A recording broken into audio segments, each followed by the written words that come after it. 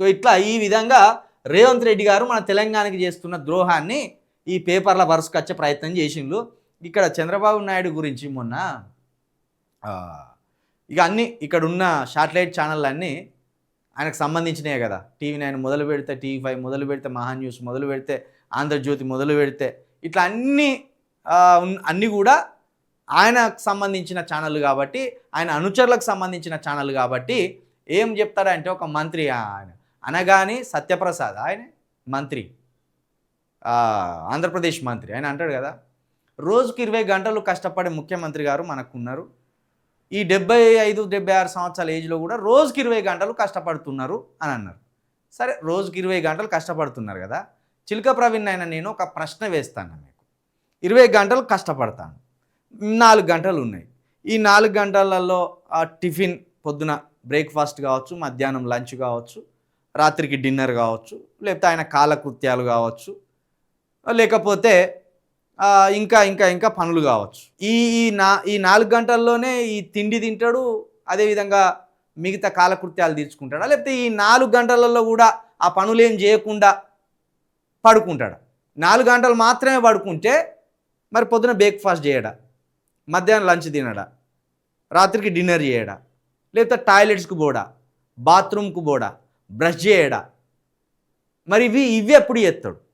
20 గంటలు కష్టపడతాడు, 4 గంటలు పడుకున్నాడు అనుకుందాం. ఆ 4 గంటలు 20 గంటలు, 24 గంటలు అయిపోతాయి. మరి బ్రష్ చేయడానికి, బ్రేక్ఫాస్ట్ చేయడానికి, లంచ్ చేయడానికి, డిన్నర్ చేయడానికి, కాలకృత్యాలు తీర్చుకోవడానికి మరి ఇంకా కొత్తగా ఎక్కడైనా సమయాన్ని పట్టుకురావాలా? 24 గంటల బదులు ఇంకా 28 గంటలు, 30 గంటలు పెంచమంటారా? గిట్టనే రామోజీరావుకు కూడా వీళ్ళు జాకిలు పెట్టి లేపేది. రామోజీరావు రోజుకు 20 గంటలు పని చేస్తాడు. ఇదంతా ఒట్టి డ్రామా. ఇప్పుడు చంద్రబాబు నాయుడు సామాజిక వర్గానికి సంబంధించిన వాళ్ళు బ్రాహ్మణులను మించిపోయిన్లు. ఒక విషయాన్ని అందమైన నిజంగా నమ్మించే ప్రయత్నం చేస్తారు వీళ్ళు. అబద్ధాలను, పచ్చి అబద్ధాలను అందమైన నిజాలుగా చిత్రీకరించే ప్రయత్నం చేస్తారు. ఎవ్వడు 20 గంటలు పనిచేయడు. గట్టి 8 గంటలకు కష్టపడితేనే మనకు నీరసం వస్తుంది. ఇప్పుడు నేను పొద్దున 5 గంటలకు లేస్తా, రాత్రి 11 గంటలకు పండుకుంటా. 5, 5, 10 అవి 6, 20 గంటలు పని చేసినట్ట నేను. మెలకువతోటి ఉంటాం మనం. దాంట్లో ఒట్టిగా కూర్చొని రెస్ట్ తీసుకుంటాం, కాసేపు ఒట్టిగానే ఒరుగుతాం. అవన్నీ ఈ టైంలోనే జరుగుతుంటాయి. కాబట్టి చంద్రబాబు నాయుడిని ఇంకా జాకిలు పెట్టి లేపి ఇంకా ఏదో గొప్ప లీడర్ అని చూపించాలనుకుంటే అంత తెలివితక్కువలు లేరు ఈ డిజిటల్ యుగంలో. అప్పుడు డిజిటల్ మీడియా లేని కాలంలో మీ ఆటలు సాగిపోయినాయి. కాబట్టి మళ్ళీ ఆ దరిద్రాన్ని మా తెలంగాణ మీద రుద్దకుర్రి. తెలంగాణలో, హైదరాబాద్లో ఛానళ్ళు పెట్టుకొని ఆ దరిద్రాన్ని మా మీద రుద్దకుర్రి అనేది మాత్రమే మీకు చెప్పదలుచుకున్నాం. సరే, మీకు అంత గొప్ప లీడర్ అనిపిస్తే రోజు ఆరతులు పట్టుర్రి.